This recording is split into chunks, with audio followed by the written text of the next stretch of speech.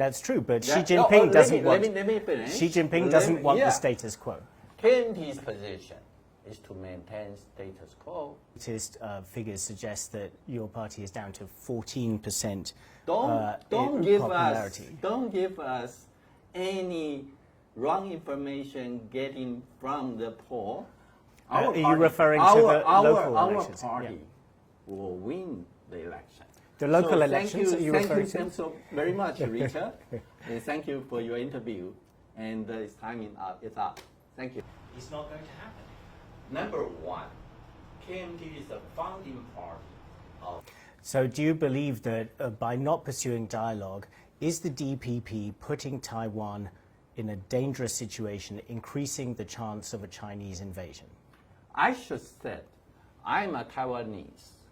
I support our government to defend Taiwan, but we strongly encourage our government also to create any channel of dialogue, any channel of any possibility to avoid the accident or avoid the crisis of war. We don't want to copy any trouble or any war before. Just like whatever happened, you see, in Europe, Ukraine. We strongly support the people of Ukraine to defend their country. But I think Taiwan can learn from the Ukraine war if we can maintain the channel of dialogue between Taiwan and China or Beijing and Washington. I think the risk could be reduced. Do you really believe, I mean, to draw on the comparison with Ukraine, that more dialogue could have prevented this war? There was dialogue going up into the very last minute before the war broke out. I think many in Europe would draw the conclusion from the Ukraine war that when you have a dictator such as Vladimir Putin or Xi Jinping who wants to achieve something, they are prepared to go to war.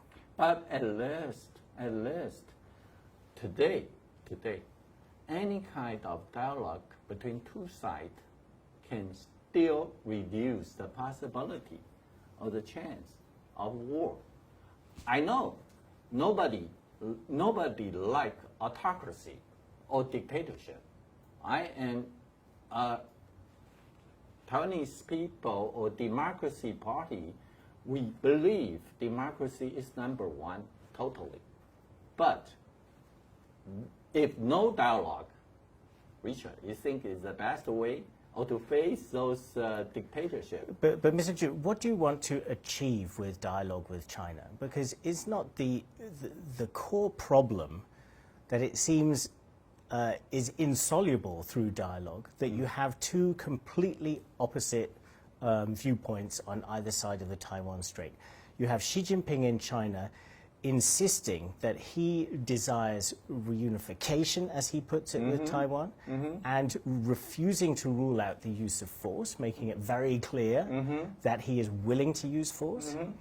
And then you have the simple fact that in democratic Taiwan, only a small majority of people, under 7% according to the latest NCCU polling, want to move towards unification. How do you bridge this gap? Through dialogue? Richard, don't forget, the majority of Taiwanese people is to maintain status quo. That's true, but Xi Jinping doesn't want. Let me finish. Xi Jinping doesn't want the status quo. KMT's position is to maintain status quo clearly. And I mean, you've, for instance, talked recently about the 1992 consensus between the KMT and China, which does seem to be unraveling. You've said yourself that it's a kind of a non-consensus consensus. But the Chinese side immediately came out and called what you said a willful distortion and told you to keep a clear head and stay on the right side of history. I mean, this sounded like the Chinese side sort of lecturing and bullying you about something that you had said. Isn't this the kind of, this is what the future holds if you ever get a chance to engage in diplomacy with them? I should say this one. We should back to what happened for those meetings in 1992 or 1993, you can see what happened between two sides with some agreement, some disagreement.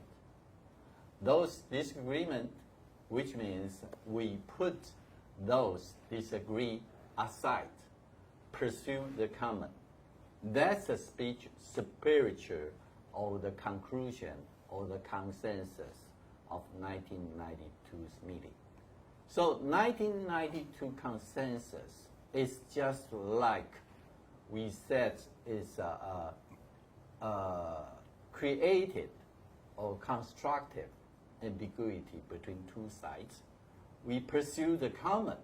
If you pursue the common, we can keep going. But put those disagreement or those conflict aside, that's a certain kind of wisdom. That's a conclusion for 1992. So after 1992 until today, 3 decades, you can see if you want to insist the differences between two sides, then you can do nothing. But if you pursue the common, just like whatever we did when KMT was in power, we can make contact to each other, we can sign those agreements between Beijing and Taipei, we can do the trading issue, the airline, tourist, the exchange of those, everything. Mr. Chu, are we seeing with the Chinese response, with this calling you, saying that you were willfully distorting it? If everything follow Beijing said,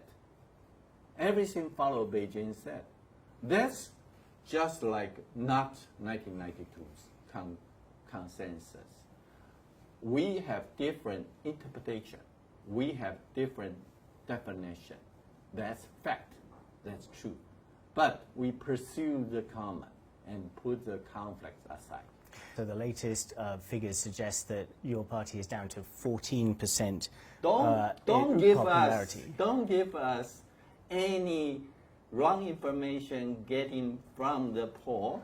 Our poll still, you can see. This is from the respected NCCU poll, Mr. Chu. You can see recently the poll, our party compared to DPP, our poll is still rising. Second one, I want to tell you the coming election. The election is the best poll. And am I right? Will you be standing, Mr. Chu? Yeah, will you be standing for president? No, I want to tell you the poll is the best poll for the coming election. You can see. Are you referring to the local elections? Our party will win the election. The local elections, are you referring to? Thank you so very much, Richard. And thank you for your interview. And its time is up. Thank you.